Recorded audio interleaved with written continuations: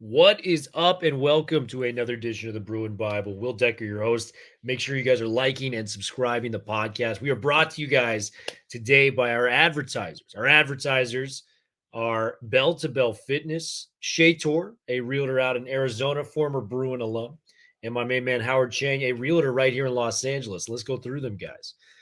Bell to Bell Fitness is a boxing gym on the West Coast used by their FIT acronym, Fight Inspired Training.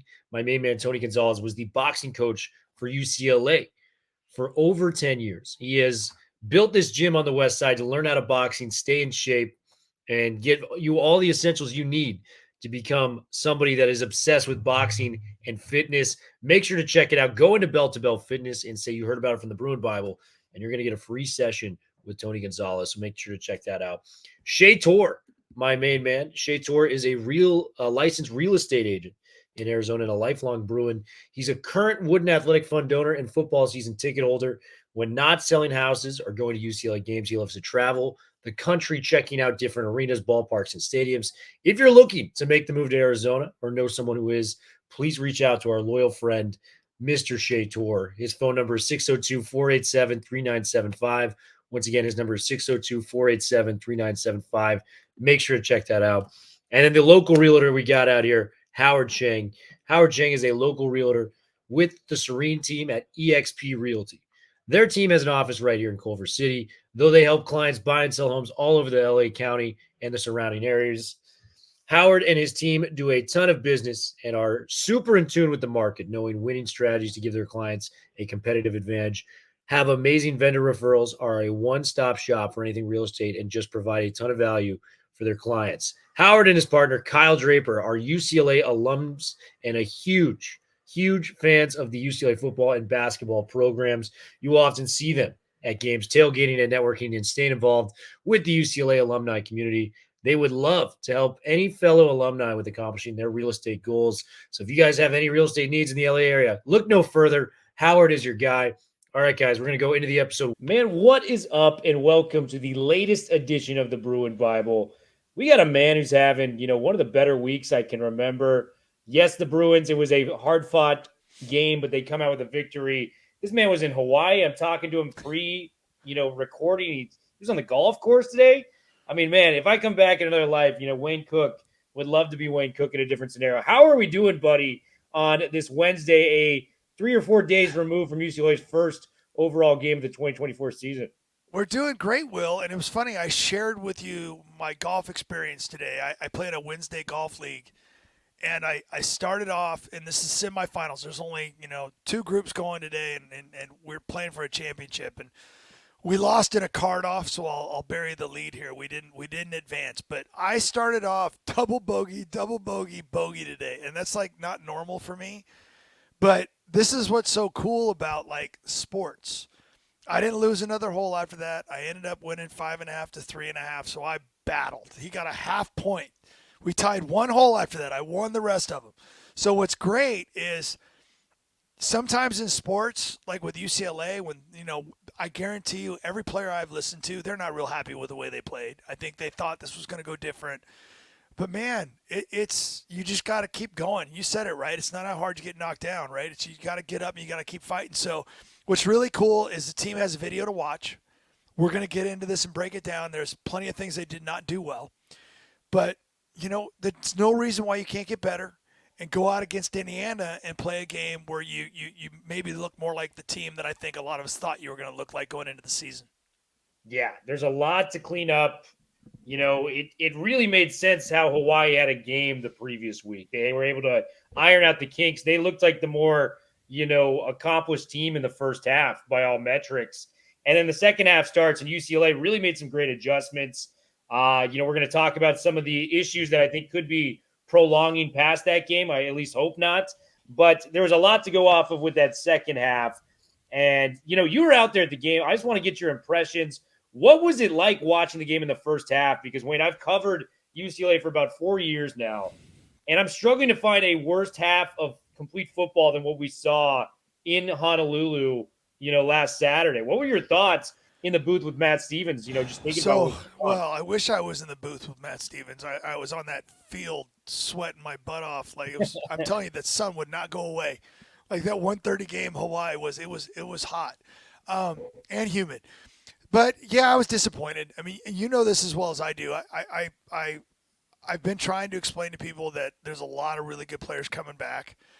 I feel a little bit justified with the defense because I thought they played really well.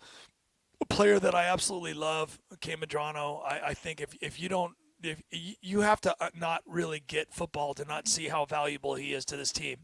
He's sideline to sideline.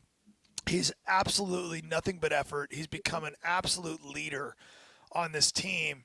And I thought, the secondary was a question mark, and I actually thought they showed up. I know some people out there, like, if you watch modern day college football and you expect your team to not give up any passing yards, you haven't been paying attention to the way the game's played now. You're going to give up, especially when you play a Hawaii. They're really good at getting the ball out and hitting some of those quick hitters. But as you pointed out, Kaika Malloy and that staff made some awesome adjustments. By the end of that game, Shager did not want any part of that defense anymore. And we said that a lot last year, right? We had 5 sacks. We had tons of pressures. The hit by Madrano on the interception, DJ Justice's interception was awesome. Oh, yeah. He's out there. He's waiting. He played that play so perfectly. And his acceleration to get to him and get him up in the air and have him throw that pass, that was just such an awesome play. But, like, players stepped up. I thought Addison played really well. Ramon Henderson played really, really well. KJ Wallace played really, really well. Like, these were some of the things that we had questions about, and I thought those guys absolutely showed up. Ale Cajo looked really good. Like, we finally got to see his athleticism on the field, and I could keep going because I actually thought the defense was what I thought Busick was a problem for them. He was good. So like, there was a lot of really good things I saw on defense. That being said, the offense stunk. Yeah. And I loved that Ethan Garbers, I screenshotted his quote, and I heard him say it. He's like, listen, he goes, because I think they went into that game kind of believing that they were going to just have chunk play after chunk play after chunk play. And if you watch the modern era of college football, you just can't always go for the chunk play. You've got to take what they give you. And I think that Ethan tried to do too much. There were some times where he should have, eaten the ball. I got to be honest with you. There was a huge mistake to throw the interception coming out of the end zone. But, and again, coaches are always going to have a couple things during the game where you're going to go, if they could go back, would you have run the ball there and just gone into halftime? Probably, because it was such a long field and the offense wasn't playing so well. But either way, Garbers can't do that. He's a guy that I've hyped up as much as anybody, and he looked very pedestrian in the first half. Thankfully, he was a totally different quarterback in the second half, and I hope we get to that in a second, because when we talk about the second half, I think it was a different game. But here's the deal, though, and this needs to be said. The offensive line, I went back and watched. I saw it in person, and then, I sometimes it's hard to follow everything. I went back and watched, and the offensive line was worse than I thought. I mean, I thought they pass blocked okay at times, but we really struggled. And I'm not going to point out anybody specific, but there were some players that looked like they should be worried about their position. And again, I hope everybody knows that I always say this from, like, I've covered college football for a long time, played. My dad was a coach and played for the University of Arizona. Like, I've been around football my whole life. Like, every player, when you play bad, we should always be – I was just talking to my buddy, actually, and he was telling me about how Tom Brady always talks about how, like, his whole career – and I know this sounds silly, but he always played like he was going to lose his job. That was just kind of in his brain. Like, if I don't play well, someone's going to take my job.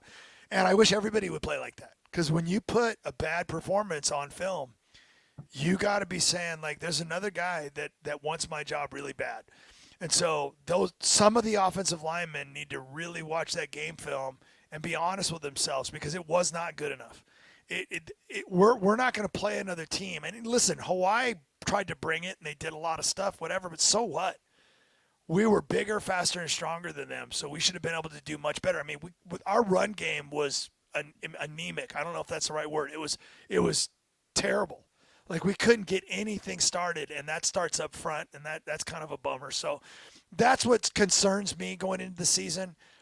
is that offensive line play, because it's really hard. And I'll talk about it. I don't even think the receivers were perfect. There were Sure. some throws that Garber's made, especially in the second half, where if they don't bleed into coverage, and we'll talk about that later, but if they come back to the ball, I always remember Greg Dulcich, when you threw him the ball, he went out and got it. He didn't let it come into his body so the guys could knock it away. So I thought there were some plays where Garber threw some really good balls, especially in the second half, that the players should have come up with. Yeah, absolutely, man. And let's kind of dive into just everything you were talking about with Ethan Garbers. I had the same hype that you had with Garbers, where it's coming to this season. We had our, preseason show. We said if everything goes right for this kid, he can maybe lead the Big Ten in passing. And given the amount of attempts we had, 38 passing attempts compared to just 20 runs, that's still very much in play in what he did in the second half. But the 6 of 19 in the first half, 69 yards, 2 interceptions, including the one before half, which I know you mentioned the one in the end zone. I think some of that's play calling, but you just cannot do that Can't do that. before half. You cannot do it. You're already going down. Just eat the sack. It's already good. You just cannot get rid of it. He looked completely flustered. To his credit, he really bounced back in the second half. I don't care who you are. If you're throwing for over 200 yards in a half of football, you're doing your job and you're doing it at a high level. So he bounced back in a big way on that. So got to give credit where it's due. Can I add to that? Because Absolutely. this is what's, first of all, you're exactly right. And the great thing about Ethan is he knows it. He knows he can't do that. Remember last year he had a couple interceptions at the beginning of the season, and I only think he threw one more the rest of the way. I mean, he didn't really do that. So hopefully he's going to learn from it. And I think we already saw that, because in the second half he was a different quarterback. They started doing some quick hitters. He started getting the ball out of his hands sooner. A couple of the throws late in the game that he made to the tight ends, I think he had 2 to Matavao and 1 to Bryce Pierre. Those were big time throws and crucial moments. I thought his the couple of throws downfield, one of them, the PI to Rico Flores, was really actually a bad throw, but he was being pressured. And I actually think the only reason why we got the PI is because he threw it behind him, and it led to the PI. But as Matt Stevens and I will tell you all the time, when there's no safety in the middle of the field, you throw that post to space.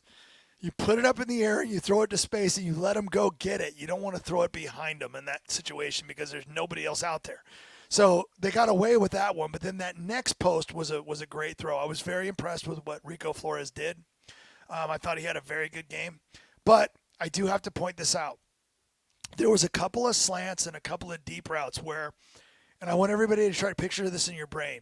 If you run a slant and you're a quarterback and a receiver, and you throw the slant and the quarterback throws it on time, and you start leaking upfield almost like you start running forward, it lets the DB have an opportunity to come through with their hand.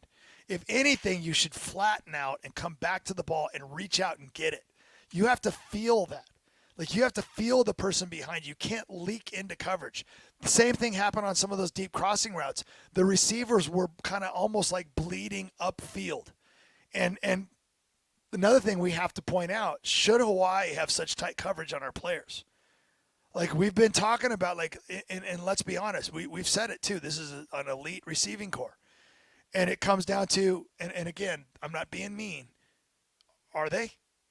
Are they? I'm just gonna.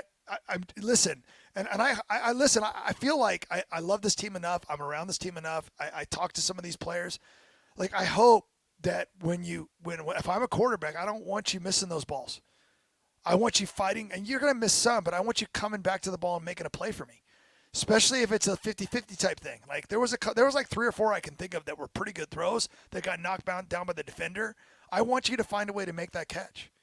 And so, I think there was not a ton of separation. You have to get separation when you run pass routes. So I want to see that. And then the other thing I would argue about is, Logan Loya has proven that he's a really good receiver, and he didn't see him involved at all. So, I worry about that too. So, it's time to watch the film. I still, by the way, if you think that I don't like our receivers, I do. But it's like whenever people compare people to J.J. Stokes, I'm like, have you watched film of J.J. Stokes? Have you actually watched him play?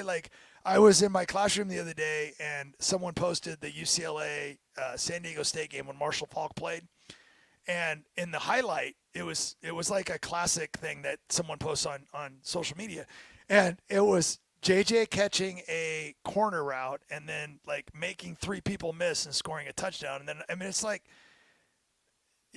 watch the games, and that was just San Diego State. The next week against Washington, he had 4 touchdowns, and you could not stop the guy. The week after that, he had like 3 more. I mean, like it was like he was a guy that he just would not be. It was like watching the receiver for Arizona, right? McMillan.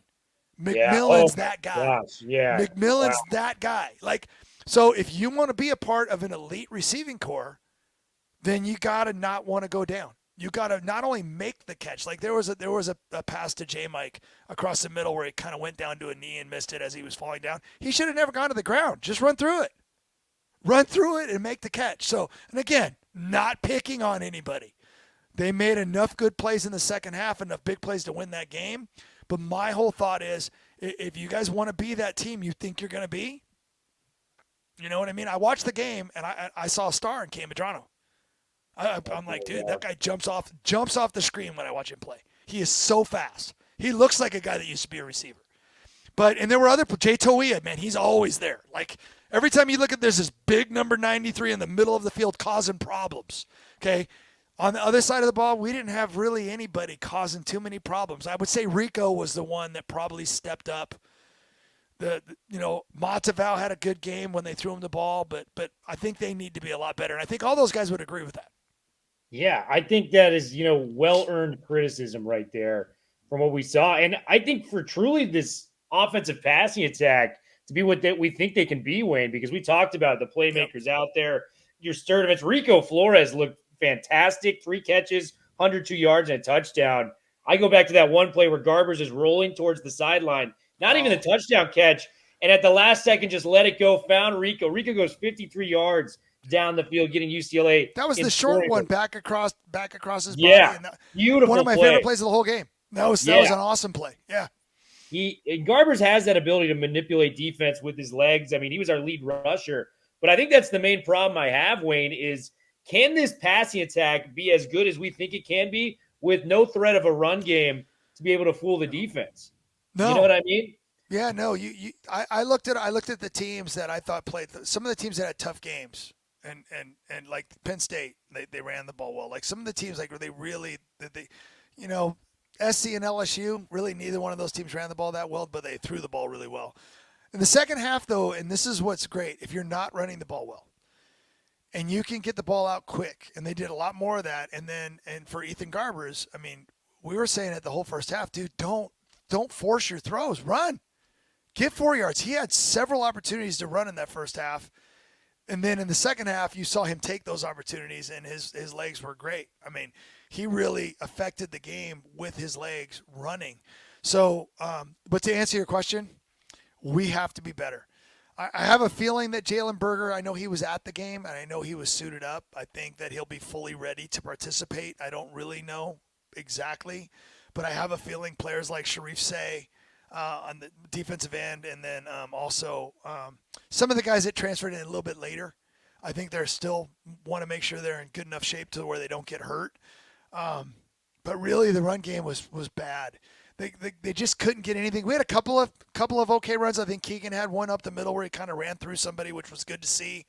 But I'm just going to go ahead and say it again. There wasn't a whole lot. There was some missing in the middle. There was some times where we were blocking 2-on-1 and there was a guy totally unblocked in the hole. Like, why did we not do that?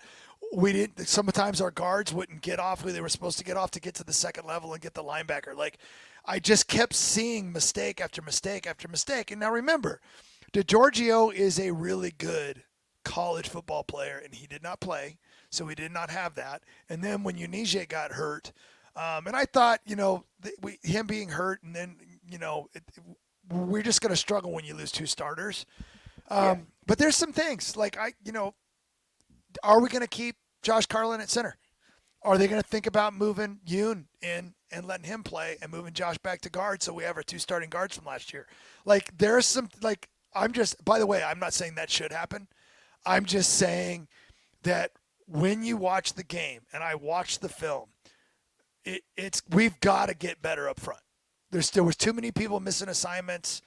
In some cases, I watched guys get off the ball. Like, seriously, it looked like a half a second slow after the snap.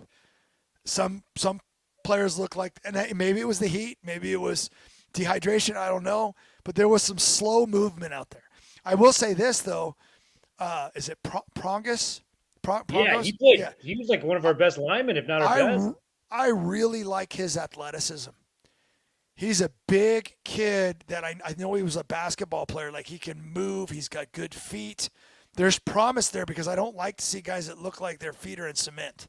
He did not look like that. Like I don't know. I'm not going to grade him. I don't know what his grade was, but just his natural movement, you can see his athleticism, and that's exciting. 100%. He was one of the bright spots of the unit. And Wayne, you may remember this. This was 2 years ago, Bowling Green opening week. It was hot as hell at the Rose Bowl this day.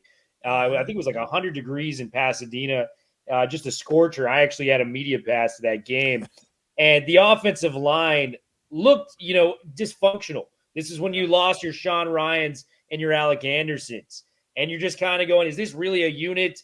And then from season's beginning to season's end, it was like a completely different offensive line. Neo Mafi, John Gaines, Duke Clemens were arguably the best interior line group of the Pac-12 that year. So it makes you wonder, like, if we can just get some time to gel. And thank God we have an extra week of not playing Indiana immediately this Saturday.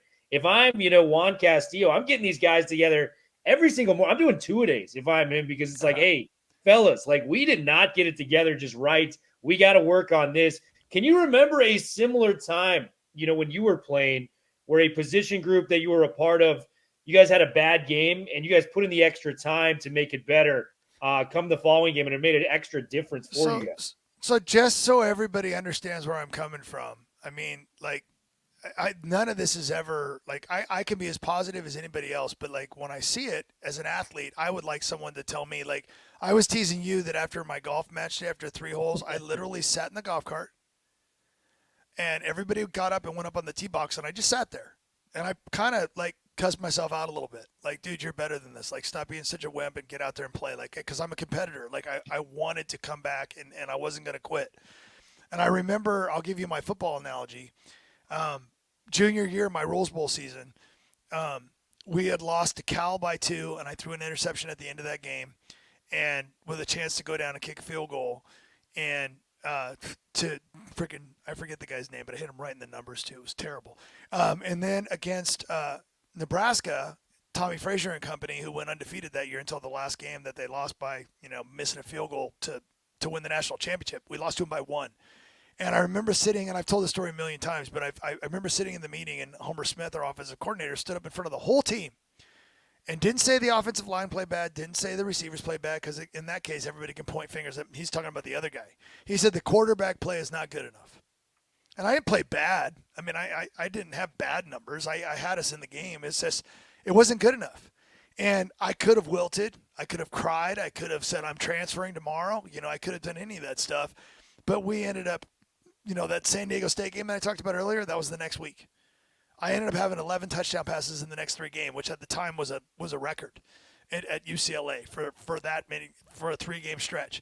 And we went off. We just started killing people. I mean, that team, we scored so many points. It was fun. And so if you're going to have a setback, better to have a setback and a win, right? But as an athlete, it's okay if you get called out. Like if you're one of the guards and you had a crappy game, you're either going to get better or you can't play anymore. If I'd had one more bad game, I'd have been benched. I guarantee it. I'm positive of that. If we'd have gone 0-3 that year, I would have not played after that. And my whole life would have probably been different.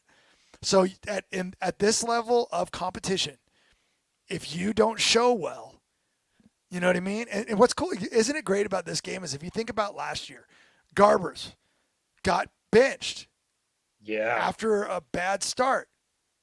If Garbers gets benched, we never get to see that second half, which he played really well. I actually thought Ethan was way better. Matter of fact, he the way he ran the ball and threw the ball, he led us to a victory. So hopefully he just goes from there, where last year he was benched before he even got the opportunity. So, everybody's got to look themselves in the face and say, listen, we won, but man, we got to be better than that. Indiana's not going to come in, new coach, new staff, new quarterback. They're not going to come in and just say, we're going to roll over in the Rose Bowl. They're going to bring it, and they're going to be better than Hawaii. It's a Big Ten team coming in. And, Yeah. to Garber's credit, man, like just to bounce back, his whole career's been bouncing back. Like he went to Washington, right? It didn't work out there. Transfers to UCLA, thinks he's going to get the job. Dante Moore comes in there, beats him out initially. He fights back, gets injured, keeps going, and then he just keeps playing his ass off, man. It's so inspiring to see a guy like Garber's put in the work. And that first half, I think he would tell you it was terrible. It didn't go well. He did. No, he And did. I mean, yeah, he's quoted as saying he didn't play well. Yeah. he did not play well, but just the bounce back. If we're getting that version of him moving forward, we're going to be in a lot of football games that we should not be in. And man, Wayne, he is an absolute gunslinger, man. He fires an absolute fastball, zero duck in the throw, just beautiful spiral, tight hits. I mean, that throw to Carter Shaw to even start the game. Oh, that was great. Just right on the numbers. Just a beautiful strike. So let's talk about this. First of all, Carter Shaw. I remember talking to his dad quite a bit last year when he's got a job in the NFL, but when he was hovering around practice a lot, like we played against each other. David Shaw and I, he was at Stanford when I was at UCLA. What a great guy. But he told me, and Coach Kelly before he left told me the same thing. He said, listen, Carter Shaw's going to be good. Like this guy's, he's tall, he runs well. Like last year, he was kind of skinny. He's put on weight. That was a great route and a great catch. And I'm all for, hey, if you're earning it, get him on the field.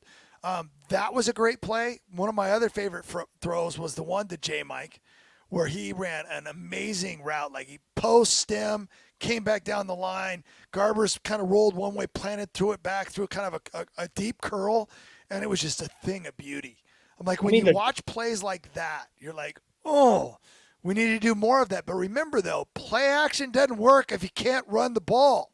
So we got to be able to run the football going forward because, it'll help us so much. But I agree. Second half, there were a lot of those moments. There was a lot of really good plays and really good throws, and we looked like a much different. Remember, we were down 10-0. 10-0. We didn't put up a point in the first half. The 39-yarder to Rico in the end zone, just a dime, man. Just in the breadbasket, easy wrapped up. Let's talk a little bit about the defense, man. And Wayne, this kind of came to me. I mean, I thought great adjustments from Mokiao-Atimalala in the second half.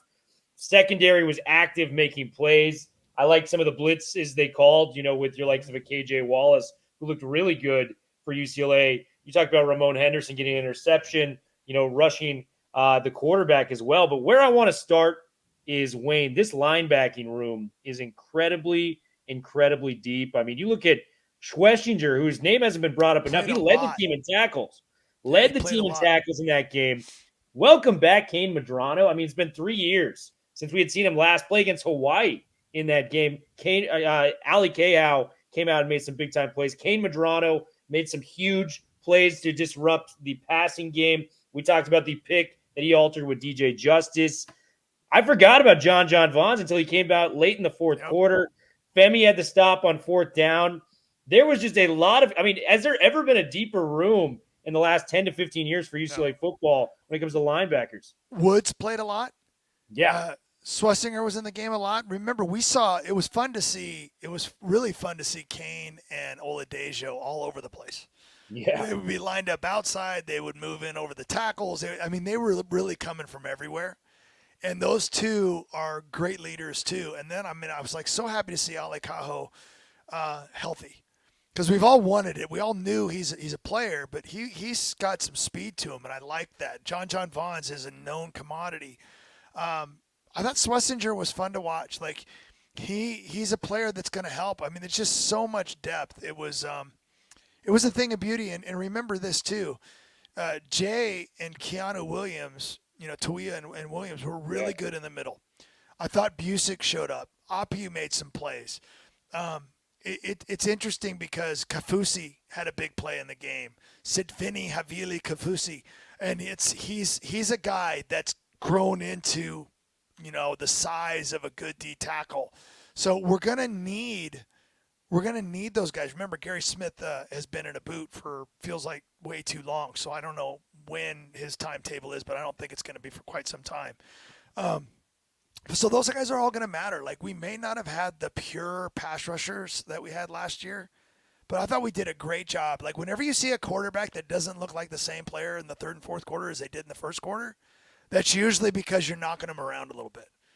Like, I know he got hurt. He kind of dinged an ankle, but still, he did not look like the same quarterback late in that game as he did early in that game. So, I mean, we could keep talking. KJ Wallace was like, wow, he was really good. Ramon Henderson, I mean, at the end of the half, talk about a guy that made a ton of really – because remember, after that interception, we had to stop them and force a field goal. I mean, I think we were all thinking, oh, crud, they're going to score a touchdown here.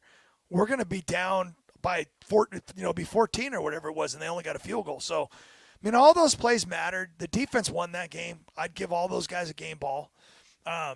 It was impressive, and I don't really think, if I'm thinking about it, I go, who played a bad game on the defense? I don't think anybody did. I think, yeah, some people are going to complain that they gave up too many of those short hitters, but that's college football. When you play a team like that, they're going to watch Hawaii. They're going to go be a decent team. They're going to be able to move the ball against a lot of teams. They're not going to, we did a good job against them.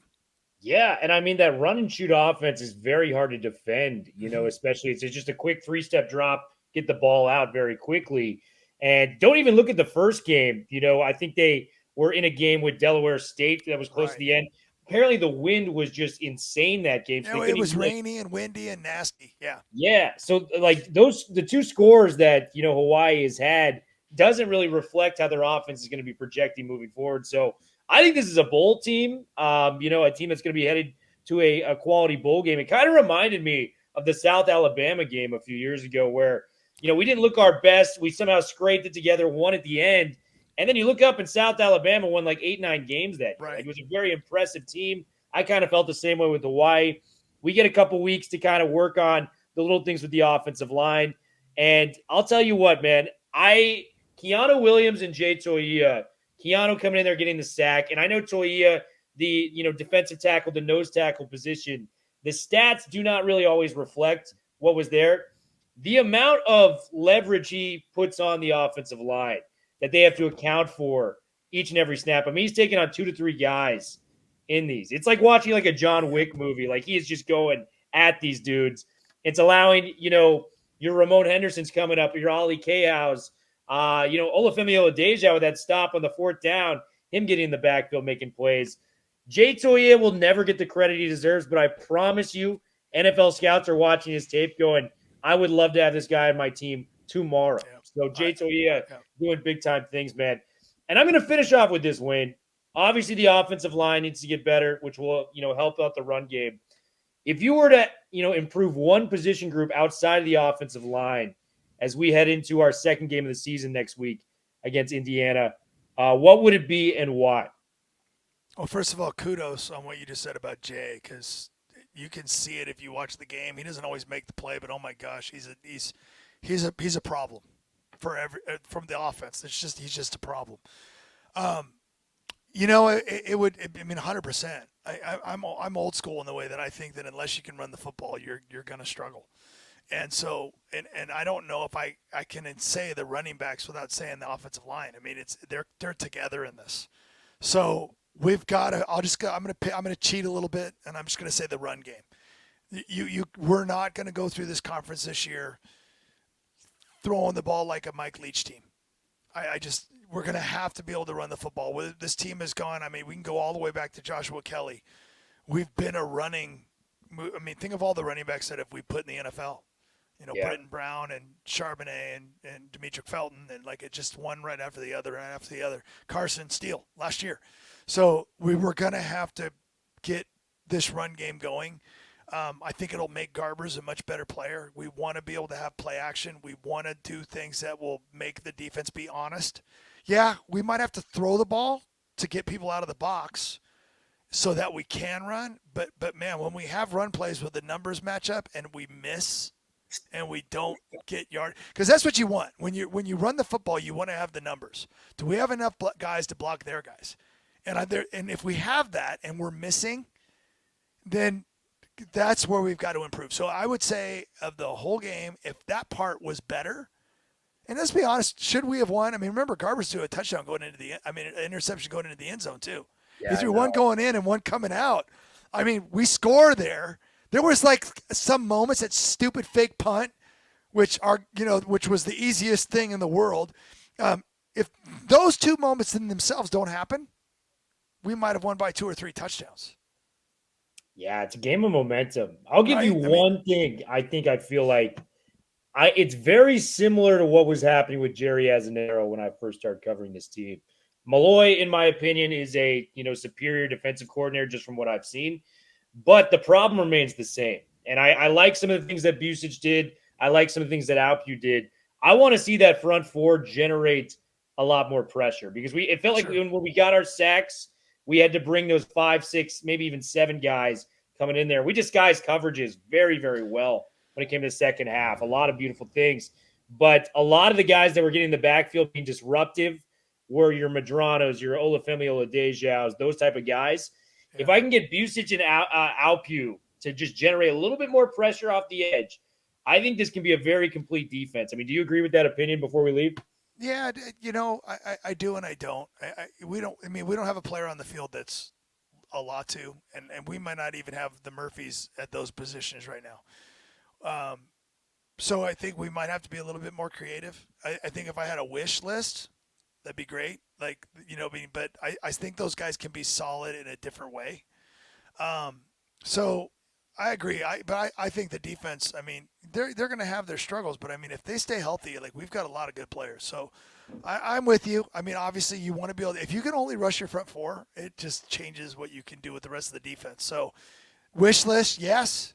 I just don't know if we have that player or 2 players right now. So we just might have to do it a different way. That's all. But like, I don't disagree. I would love to see it. I was impressed with Busich. I actually thought he showed me a lot. Great hustle, great energy, big, strong guy. He kind of collapses. That he just doesn't have quite that little extra to get around sometimes. But like he made a lot of. He was a disruptor in the game. So I thought he was pretty good, but we're not going to have a Latu this year. Latu changed so much last year because he was so great. Yeah. Nobody's a Latu on this team for sure. But one more quick thing, because since you have my ear, we have to punt better. The first couple punts were gross. Yes. Right? Like that you can't, that you give the other team great field position. Like the kicking, the field goal kicking was like, woo! I know we missed the long one, but like other than that, I was like, yes, because it had been so bad. but the punting's got to be better. And that's something. Those are little things that we're gonna. Don't you think that we're gonna have a lot of tough games this year? And if we play well, they're probably gonna be close. So the little things are gonna matter a ton. We're going to have to win some of those games where a punt here or there is going to matter. Okay, field position is going to matter. So those are the things we need. Punting is something I would love to see us get better at also. And I know everybody's saying, well, we don't want to punt. I know we don't, but we're going to sometimes. So when we do, we want to punt well. We don't want to give the other team great field position. Yeah, absolutely. The little things, lead to big results, as I like to say. So hopefully we can kind of clean that up. And the pass rush was good. Just for the record, I thought Busich, he got a sack registered to his name. He did well. In an ideal world, I think you want to send just 4 guys. But hey, man, I mean, it's hard to argue. 5 sacks, 11 tackles for a loss. They got after a very good offense in the second half. It wasn't pretty, but we got the W. Wayne Cook, thank you so much for coming on, man. Loved recapping this. Let's have you on again here very, very soon if you are up for it, my guy. Thank you, Will.